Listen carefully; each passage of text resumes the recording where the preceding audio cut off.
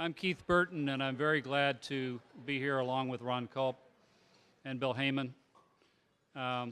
Were she here tonight, and for that matter, were Don Kirchoffner, who we honor posthumously tonight here, they would both say to us that before we went on that we would make certain that we recognize the people of the Philippines who have suffered through tremendous devastation, loss of life, and a tragedy of the typhoon, and certainly we do that.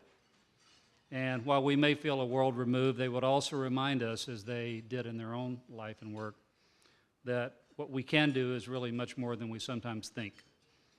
And I think that would include reaching out, finding the right organizations that will support the needs to get supplies and provisions and the care that's required into the Philippines, which we do so well in our work as communications professionals. So please join with me tonight as we think about that. In that corner there, I think you hear me say every year out of the 4 that we've been here, I sat with Ron Culp and Betsy Plank a few years ago, probably one of the last lunches she enjoyed in this club, the club that she loved, and that frankly she broke the glass ceiling in as she did in so many parts of her life in terms of leadership here. And as we sat in that luncheon that day, she really marveled over the fact of how proud she was of the work of the Plank Center and of the men and women that she has mentored through the years, many of whom are here and who we know. I think that's an important thing for us to consider tonight as we think about the reason for these awards and what really is behind these awards.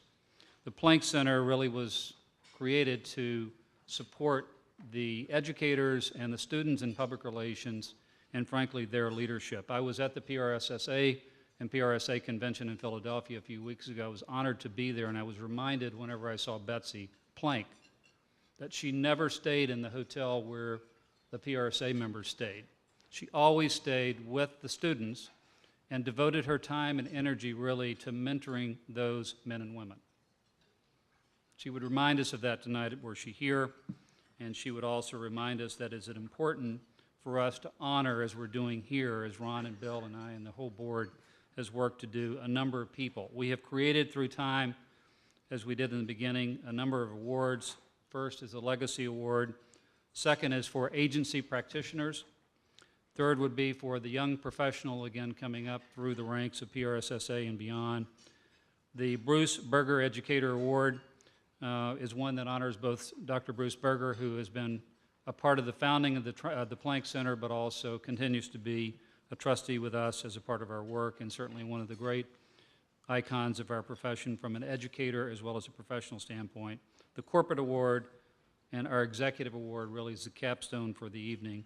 So we will cover off those awards with you now, and I'm very proud to start with our friend, a beloved friend, Don Kirchoffner, whose photo you see here with us tonight. I say, as I think about this, that it is right that we are here tonight in this place and in this room, and that we celebrated Veterans Day this very week.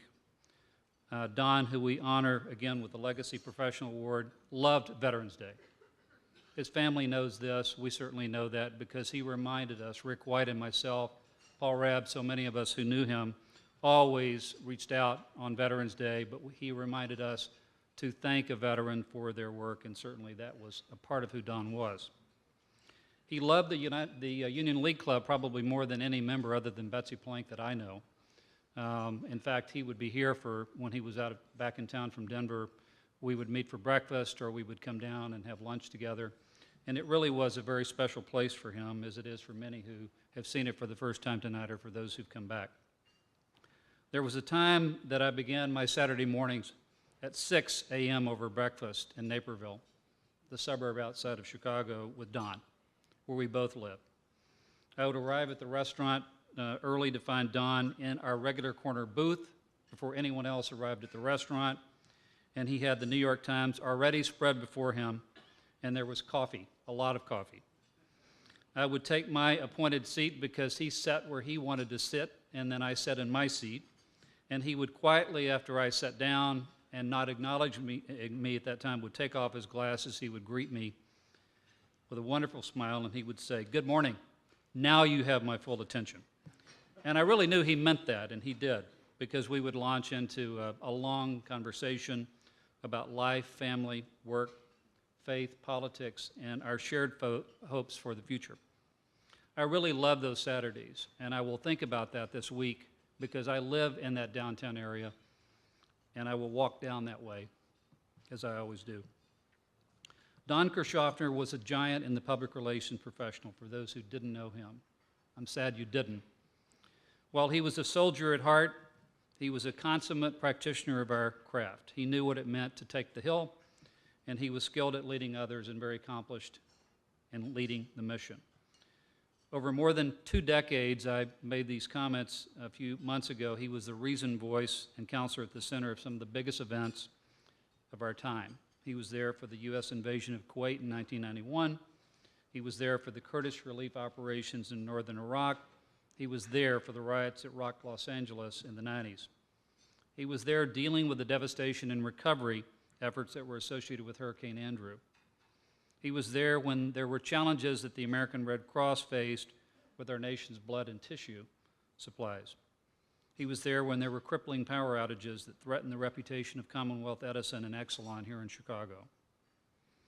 And he was there tackling threats to the reputation of the Centers for Disease Control during a critical period of reorganization of that great organization. As a past president of the PRSA and our fellow Planck Center trustee and our friend Gary McCormick said about Don, Don was the real power behind the power as he counseled commanding generals, CEOs, and government leaders. And for these efforts, he was honored widely in our profession. He was inducted into the Army Public Affairs Hall of Fame. He was named Professional of the Year by our great Chicago Public Relations Society of America chapter. He was inducted into the PRSA College of Fellows. He became a member of the prestigious Arthur W. Page Society, where he joined peers at the highest level. He served as an at-large member of the National PRSA Board, representing more than 30,000 professional, academic, military, and student members, which is, in my mind, a true distinction. And this year, he was honored posthumously with the Joe Galloway Lifetime Achievement Award for his work on behalf of the Army Public Affairs Group. Recognition certainly is important for all of us, and while it was for Don too, what he valued most, I found in Betsy Planck. He valued those who were with him on these journeys more than the honors that came so easily to him. He knew no strangers. In fact, upon his death earlier this year, our friend, Denver PR professional Paul Rabb, said about Don, he was a good man, but he was a better friend.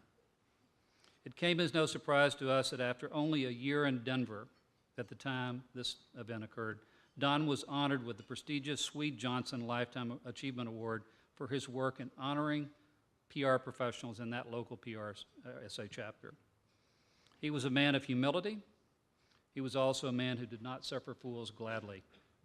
He set the bar high. He encouraged all of us to do the same and to do our best. He had deeply held values, ethics, integrity, and a commitment to always acting with transparency and guiding his thinking and actions around these principles. He cared deeply about young men and women in the business, and he always went out of his way, and I saw it, to help others in their job searches. There are many, many who have gone on to greater leadership thanks to that guidance and coaching. Thomas Jefferson wrote words that remind me of Don often. Quote, "In matters of style, swim with the current. In matters of principle, stand like a rock." That defined Don. Love, character, devotion, humility, honor, courage, faith, may these be at the center of our lives every day, are words that Don Kirchoffner once gave me. They were for Don. Please join me in recognizing Don and welcoming his family tonight.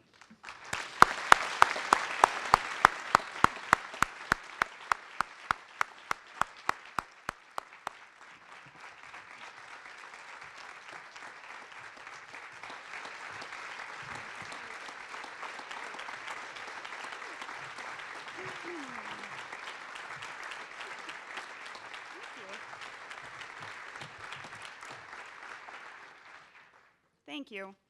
I'd first like to thank Keith Burton and Dr. Gower for making this happen and for helping to bring my family together so that we could celebrate this honor. My sister and I often joke that we abhor public speaking, and we question how we were ever related to someone who made it a part of his everyday life and did it so well. When we were told that we were receiving this award, she said to me, "You're on your own. This is your speech to give." Go figure that this is a speech in front of a bunch of PR folks, so I ask that you bear with me. It was a little over 8 years ago when I graduated from college and began to search for my first job. My resume had been written since Christmas time, a nice leather portfolio had been purchased, and close to 20 resumes had been printed and nicely stored in that portfolio, all courtesy of my dad. He took me to Ann Taylor, he bought me 3 suits, which I still have today, and set up close to 10 networking interviews with all of his friends here in Chicago. After each meeting, he would drill me and ask me what my next steps were going to be. I remember my first real interview as if it was yesterday. My dad waited for me at the corner bakery in my building.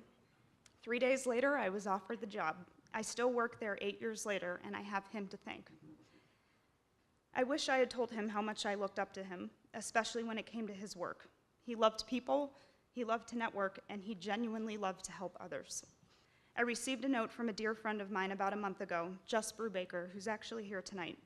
And it said, "I was thinking of your dad today, and I am so grateful for his help. I would not be where I am today without him."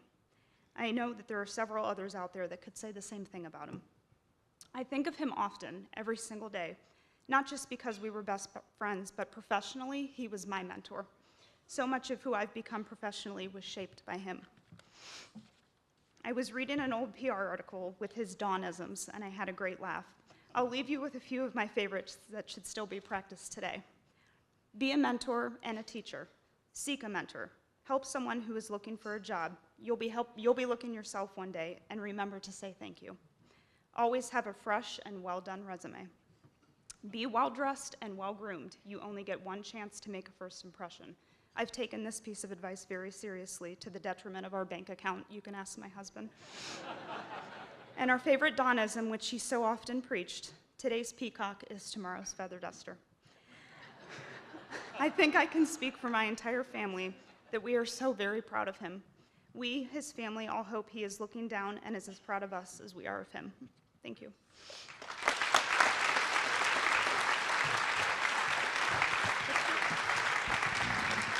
Let me ask Don's family to come up. Come up.